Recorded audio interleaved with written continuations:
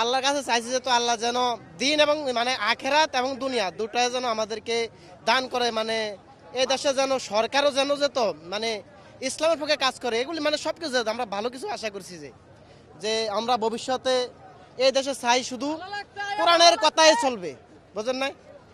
ইসলাম থাকলে মানে মানুষ সবাই একটা সহযোগিতা পাবে মানে সব দিকে, ঠিক আছে?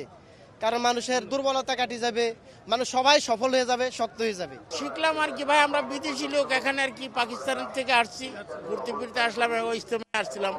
আপনি পাকিস্তানি বলতেছেন, আপনি এত সুন্দর বাংলা বলতে তো আমি 45 বাংলাদেশি। আচ্ছা, তো এই যে বাংলাদেশে আসা এটা কেমন লাগে? নিশ্চয়ই বহুত প্রতিবারই ভালো। দেখেন আমরা ওখানে আছি না, বহুত একটু অসুবিধা আছি যে যখন বাংলাদেশে আসলাম, আসার পর দেখতেছি বহুত একটা শান্তি। ওখানে আমরা বহুত অসুবিধা আছি, আমাদের জন্য আপনারা দোয়া করবেন। আজকে কি কি চাইলেন আল্লাহর কাছে? আল্লাহর কাছে বহুত কিছু চাইলাম যে আল্লাহ এই দেশে আমাকে নিয়ে আসো তুমি ওই দেশ থেকে। আল্লাহ তাল্লার দোয়া করলাম যে আল্লাহ যেন গুনাহগারি মাফ করে, আল্লাহ সবারই হেফাজত করে, আল্লাহ এইটাই আর কি দোয়া করলাম আল্লাহর কাছে। এখন আর যাব না, এখন এইখানে থাকবো, আমি একেবারে শেষ করে তারপরে যাব।